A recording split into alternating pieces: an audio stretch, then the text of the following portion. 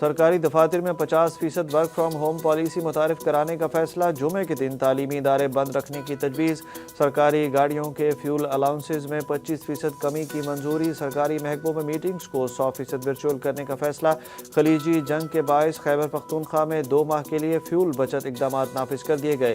وزیر اعلیٰ خیبر پختونخوا سہیل آفریدی کی زیر صدارت صوبائی کابینہ کا اجلاس ہوا، جس میں اہم فیصلوں کی منظوری دی گئی۔ معاون خصوصی اطلاعات شفیع جان کے مطابق پولیس، ریسکیو اور قانون نافذ کرنے والے ادارے فیول کٹوتی سے مستثنی ہوں گے۔ کابینہ نے VIP پروٹوکول گاڑیوں اور ہیلی کاپٹر کے غیر ضروری استعمال میں بڑی کمی کا فیصلہ کیا ہے۔ کسانوں کو گندم کٹائی کے لیے ڈیزل کی فراہمی یقینی بنائی جائے گی۔ وزیر اعلیٰ خیبر پختونخوا سہیل آفریدی نے کابینہ اجلاس سے خطاب میں کہا کہ مشکل حالات میں سب سے پہلے حکمرانوں اور ریاستی اداروں کو اپنی مراد کم کرنی چاہیے۔ پروٹوکول اور سرکاری اخراجات میں کمی لا کر عوام کو ریلیف دیا جانا چاہیے۔ خیبر پختونخوا حکومت ہر اس فیصلے کی مخالفت کرے گی جو عوام پر بوجھ ڈالے۔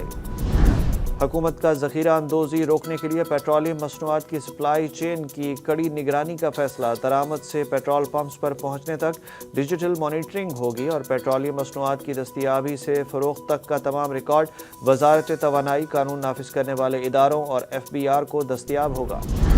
پاکستان نے سعودی عرب سے طویل مدتی اقتصادی تعاون کے لیے 8 درخواستیں کر دیں۔ 10 سال کے لیے $5 ارب ڈپازٹ اور $5 ارب کی تیل کی سہولت کی درخواست بھی کر دی گئی۔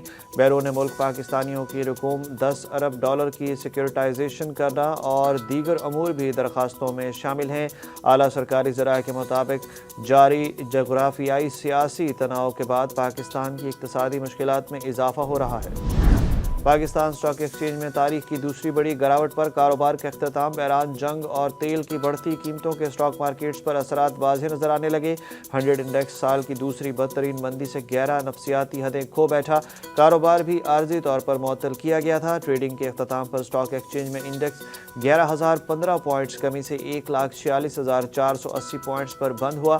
دوسری جانب عالمی منڈی میں تیل کی قیمت $117 فی بیرل تک جا پہنچی، جو جولائی 2022 کے بعد بلند ترین سطح ہے۔ نئے سپریم لیڈر کے انتخاب کے بعد ایران کے شمالی اسرائیل پر حملے، ایران نے بحرین کی ایک آئل ریفائنری کو بھی نشانہ بنایا۔ چین نے ایران کے نئے سپریم لیڈر مجتبی خامنئی کو نشانہ بنانے کی کسی بھی کوشش کی مخالفت کر دی۔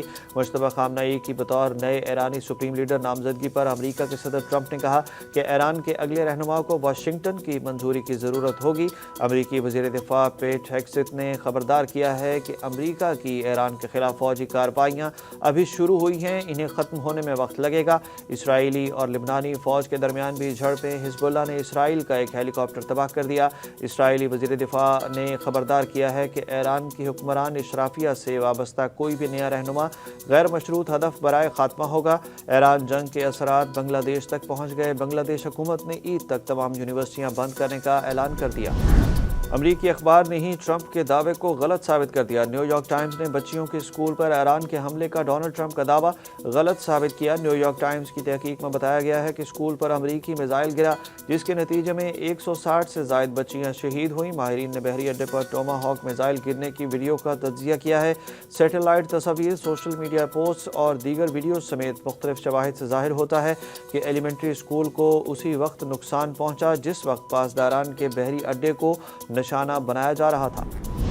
اسٹیٹ بینک کا آئندہ 1.5 ماہ کے لیے شرح سود 10.5% پر برقرار رکھنے کا فیصلہ۔ اسٹیٹ بینک آف پاکستان کی مانیٹری پالیسی کمیٹی نے اجلاس میں شرح سود کا تعین کیا۔ مانیٹری پالیسی کمیٹی اجلاس میں مشرق وسطیٰ میں جاری جنگ اور توانائی کے عالمی بحران کے پاکستان کی معیشت پر اثرات کا گہرائی سے جائزہ لیا۔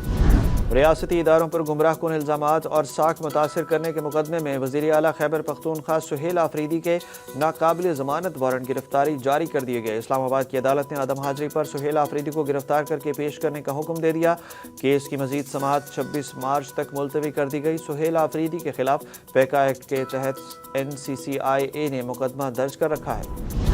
آپریشن غضب للحق میں پاک فوج نے پکتیکا میں شاہین بیس کی ایمونیشن ڈیپوز کو تباہ کر دیا۔